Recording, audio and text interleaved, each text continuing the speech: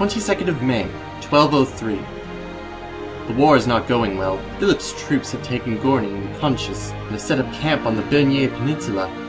With such victories under his belt, it shall not be long before he gathers the confidence to attack Chateau Gaillard. To be honest, King John is less of a strategist than ever Richard was, and I fear that he shall not be able to halt Philip's advancement.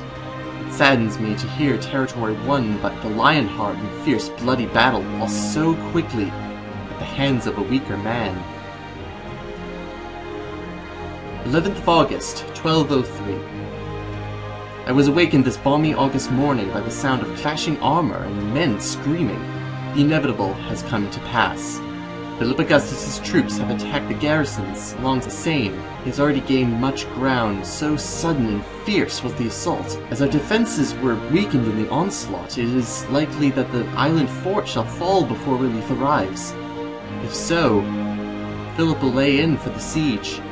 Fortunately, our supplies are ample, and we can hold out for many months without relief if necessary. I sent a letter to King John to inform him of the situation. 27th of October, 1203. A heroic show of force was mounted by the king's forces this morning. 300 knights, 3,000 horsemen, and 4,000 foot soldiers under the Earl of Pembroke converged on the entrenched Normans, who defended their positions tenaciously. At one point, the siegers appeared ready to flee under the drive of assaulting forces, but alas, it was not enough. Philip's men held their ground, and Pembroke's men were forced to retreat. If 7,000 soldiers can't force the Normans from the trenches, the best we can hope to do is hold them at bay. 12th of January, 1204. One of my advisors just told me that he had discovered the perpetrator behind several robberies at the castle.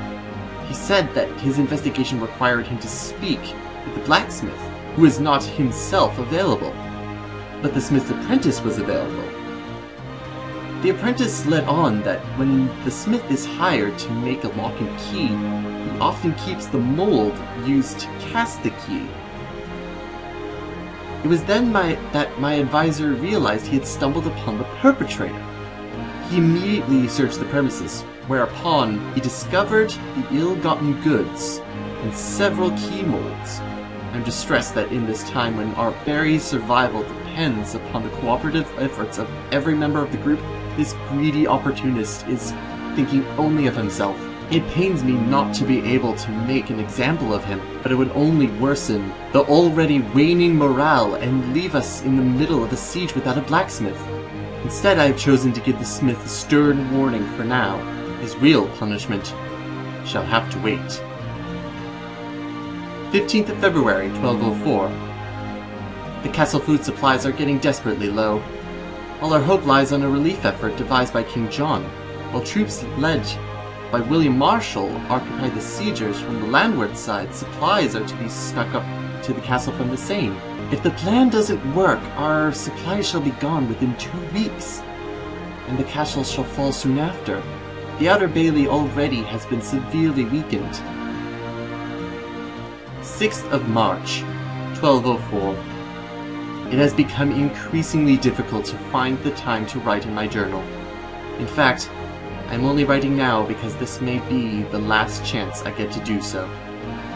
Despite a valiant effort, King John's relief effort failed. And right on the heels of this tragedy comes another. The outer bailey has fallen. There seems to be little we can do to stop Philip's forces. The few men that are still alive are already starving, and yet we will now have to cut back rationing to 1 cup of grain per man on every 3rd day. If we don't get relief soon, the castle is doomed. I have taken the precaution of sequestering everything of value in the hidden storage room, as King John requested in his last letter to me, and destroying the key. The letter itself also had to be destroyed, as it contained information on the whereabouts of the hidden storage room.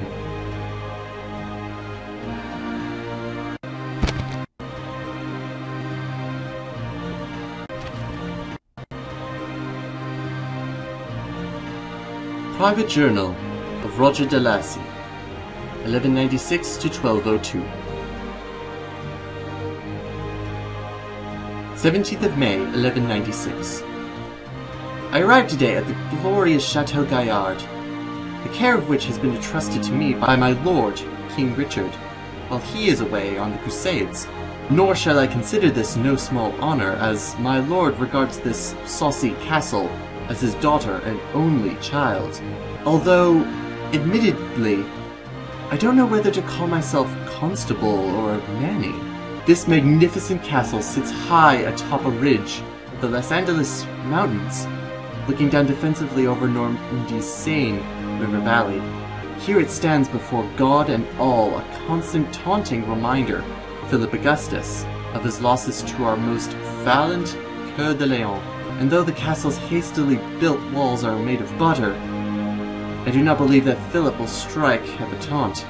He knows better than to try to take King Richard's most cherished possession.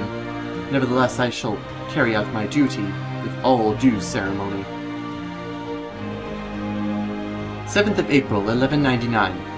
I learned today of the passing of a great warrior. The lion heart beats no more. Long live the king. He shall be greatly missed.